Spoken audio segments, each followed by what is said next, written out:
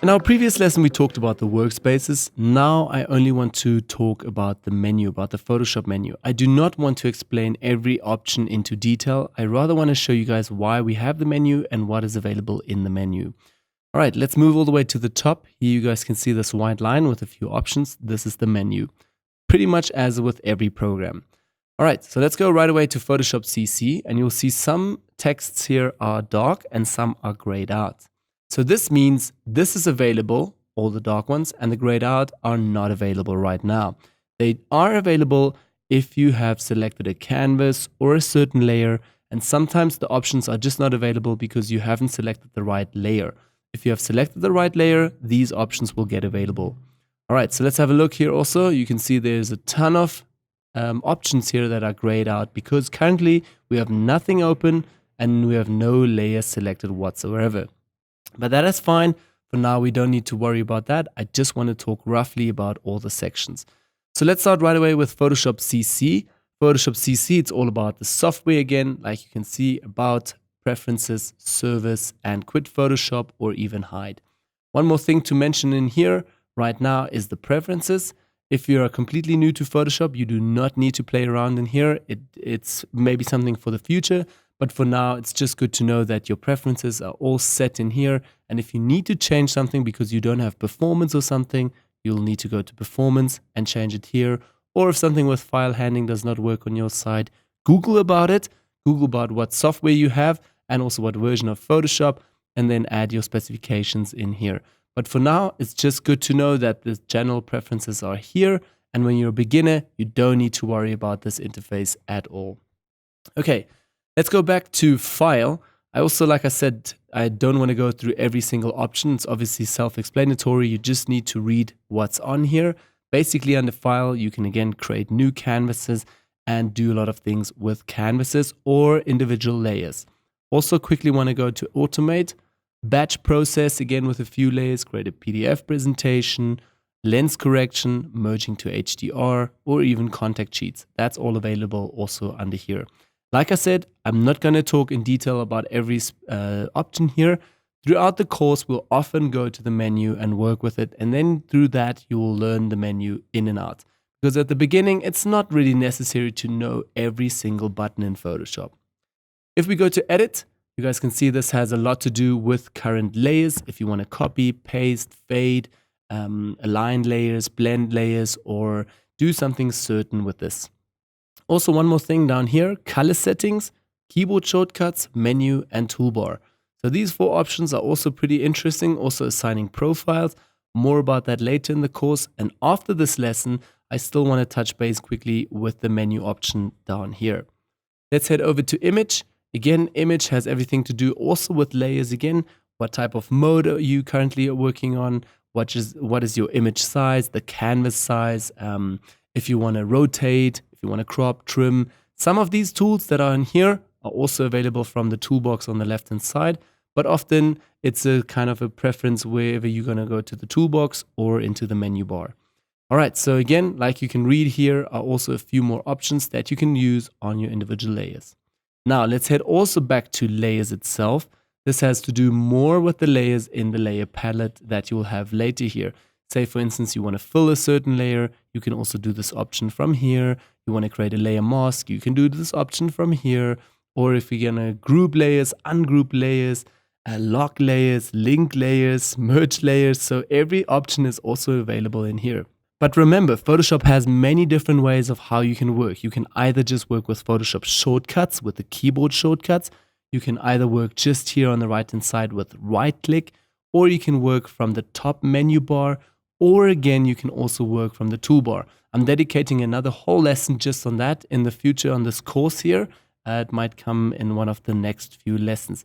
So there are a few ways how to work with Photoshop. So it's not important to always know that which buttons are all in here. Let's also go to Type. Again, type extruding for 3D or create a work path, convert to a shape, rasterize type layers, everything that has to do with the type layers as well. Then under Select, everything that you're doing with marking tool and big selections in Photoshop.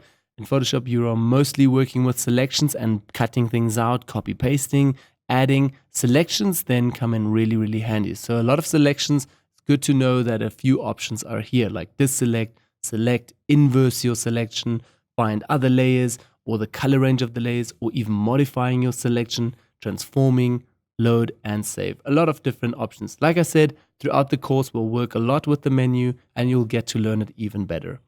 Under filter, again, it's a whole filter library here from effects on Photoshop. So you can apply certain effects and filters to your images right away. It obviously says already filters. Again, you can also work with blur, distort, noise, sharpen, video effects. Down here, we also have plugins. These you will not have. I added plugins into Photoshop. So these are external plugins from other softwares and they are not included into Photoshop. You need to buy those and install them into Photoshop separately. But again, showing you guys a whole filter library here. 3D, obviously, everything that has to do with creating 3D shapes, extrusion, anything that you want to do, layers, it's all under the 3D tab over here. This is a complete new section to CC and also CS6, and it goes way deeper into animation and stuff. So if you're into this, yeah, you can work in here. For photographers, it's not so necessary right now. Under view again, you obviously have everything that has to do with your canvas. So zooming in, zooming out, fit to screen, screen mode currently, what do you want to show on there. Also rulers, so you can see the rulers here. Currently we don't have rulers because we don't have a canvas, right? So rulers over here, lock guides, clear guides, you can create new guides, lock slices. So a lot of few options again in here. Under window, we also worked with that in the few lessons now. Window, you'll find again everything that has to do with your layout and interface of Photoshop. So like adjustment layers, or you want to have now, say for instance, the color palette, then you select the color, and over here you have a new panel again. So window, whatever you see on your interface will be under window. You can also choose your workspaces here again, in case you lost this application, extra extensions, if you have some, yeah. So basically a few more options with this. And under help again, you can also find what's new, updates, you can read up on online help, or you can even search here with your question as well. Or some other things like signing in and signing out of your cloud-based. Okay, so that's basically a quick run through of the menu here. We haven't covered about 90% not from this. But anyways, let's also go all the way back to edit and go to the keyboard shortcuts. So first of all, I have also added a PDF file into this whole course where you can learn about all the Photoshop shortcuts and keyboard shortcuts. You can read up on those and maybe slowly start learning them because they are coming in really handy and you just work quicker when you know them. Now, if you want to create your own, you should go in here to the keyboard shortcut, application menu, panel menu, or your tools. Say for instance, we're going to start out with tools because it's easier. You can see the move tool. It's a V. So if you click on this and change it to your own preference, you can do so. Change it over here. The same goes for the panel menus, whatever you have here on the right hand side, or again, application menu right in the top. Again, if you see it over here, general, say for instance, if we are going to look for copy paste, which should be under edit and copy. So go to edit over here and copy should be somewhere over here. So Command plus C is copy for the Mac users. For Windows, it will most probably be Control plus C. And if you want to change it, you can literally just change it over here. One more thing, I have never changed my shortcuts because I don't believe in that. I stick with the Photoshop shortcuts that Photoshop gives one because they are very good already. Let's head back here to menus. It's also under edit, the menus over here. So basically application menu or panel menus as well. So say for instance here, let's go to brushes. You have a few brushes over here and you can also now change off the visibility or not. Let me actually show this to you guys under the application menu. So say for instance here under file, we have new right now. If I'm going to open file here, I can now see that file here in my menu is already red highlighted and it's visible. First of all, I can change this to none. So now it will change once I hit OK. And I also turn off the visibility. Let's hit OK. If I go now to file, you will see that that is gone, the new. So I don't have new anymore in here and it's not red. Let's go back to edit, menus, and turn this on again. and keep it to none. Hit OK again. Go back to edit, file, and there we have new again. So you can also clean out your menu if you like to and erase a few options that you never use in order to make Photoshop simpler in order to work quicker. The only thing that I do is actually not turning off the visibility. I tend to add colors to certain things. So something like new will get a red. And say for instance, something like under filters, I work a lot with liquify. This should be maybe blue. Then also I work a lot with select, modify. So I'm going to search for select over here.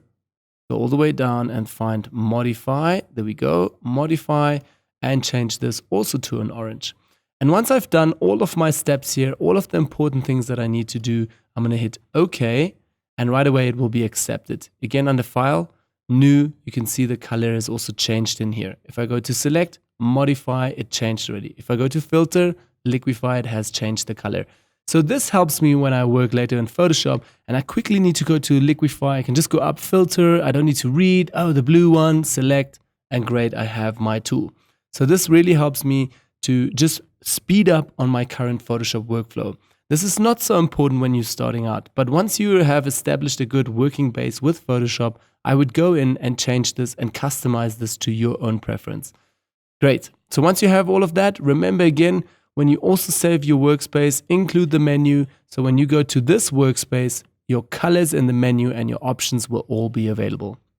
Okay, so that was basically all just about the menu, a quick run through, and not at all discussed all the elements. It was about maybe 10% from everything that we have here in our menu.